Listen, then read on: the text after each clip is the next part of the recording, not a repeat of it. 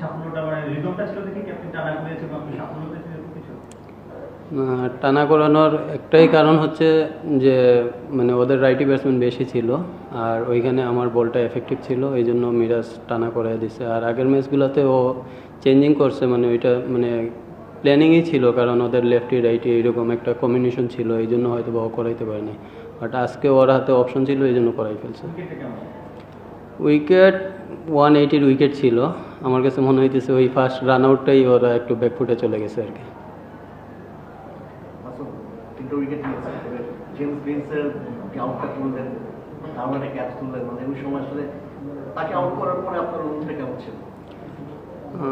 আমি যখন এগেইনস্টে বল করতেছিলাম আমার ভালোই লাগতেছিল, কারণ আমার এই উইকেটে, বিশেষ করে এই উইকেটে আমার ফরেনদের বোলিং করতে খুব ভালোই লাগে আর কি।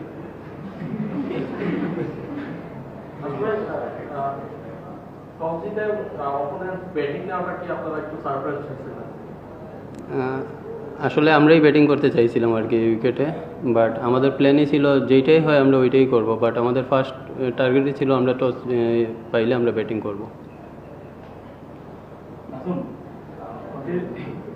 যখন তিনজন বিদেশি ভালো মানের চলে আসলো আর কি, তারপর আপনারা ম্যাচটা ইজি জিতে গেলেন, আমাদের তিনজন বিদেশিরা দেখার পর কি মনে হচ্ছিল আসলে ম্যাচটা এত ইজি আপনি জিতে যাবেন? আসলে ওদের যে তিনজন বিদেশি মানে খেলতেছে ওইটা তো আমরা আগে জানতাম না, বাট আসতেছে এটা শুনছিলাম, বাট ওইরকমভাবে প্ল্যানও করতে পারি নাই। বাট একটু আগে বললামই তো, এই উইকেটে মানে বিদেশি এগেনস্টে বল করতে খুব ভালোই লাগে। আপনাদের দুইজন বিদেশি এসেছে একদম শেষ মুহূর্তে, তো এইটা আসলে কোন টুর্নামেন্টের জন্য আইডিয়াল কিনা? টিম কম্বিনেশনের জন্য যখন যাকে প্রয়োজন হবে তাকেই নিয়ে আসবে। এখন টুর্নামেন্টের জন্য আইডিয়াল বা কি এটা তো আমি বলতে পারবো না।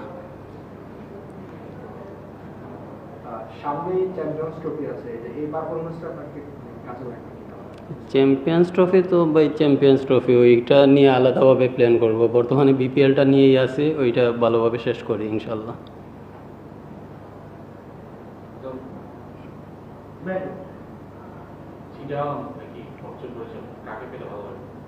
যেই আসুক, টি-20-তে সবাই সমান।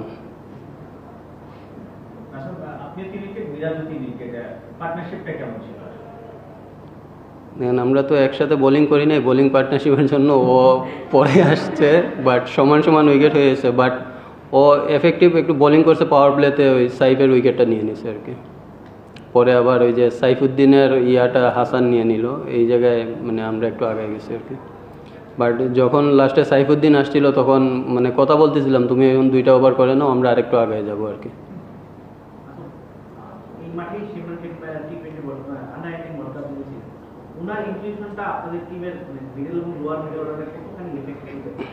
ব্যাটিং এ নামে নাই তো, নামার পরে বুঝতে পারবো।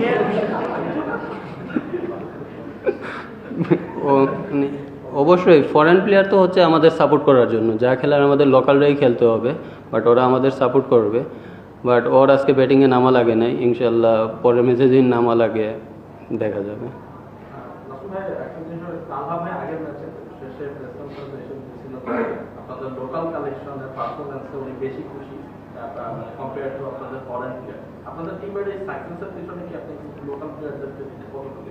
অবশ্যই দেখেন আমাদের টিমের লোকাল যারা আছে সবাই আলহামদুলিল্লাহ, বিশেষ করে ব্যাটসম্যানরা খুবই ভালো ব্যাটিং করতেছে।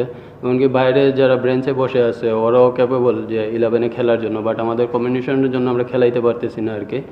বাট সবচাইতে ভালো দিক হচ্ছে আমাদের টিম মর্নিংটা খুব ভালো, খেলি না খেলি আমরা সবাই এক আছি আর কি।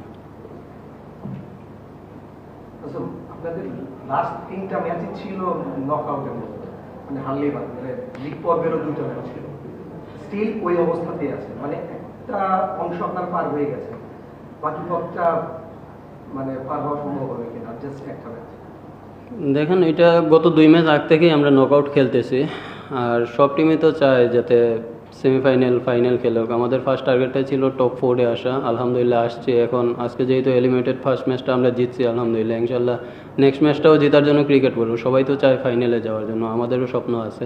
এমনকি এই বিশ্বাসটা নিয়েই আমরা গত 3 ম্যাচ আমরা খেলতেছি আর কি। Thank you.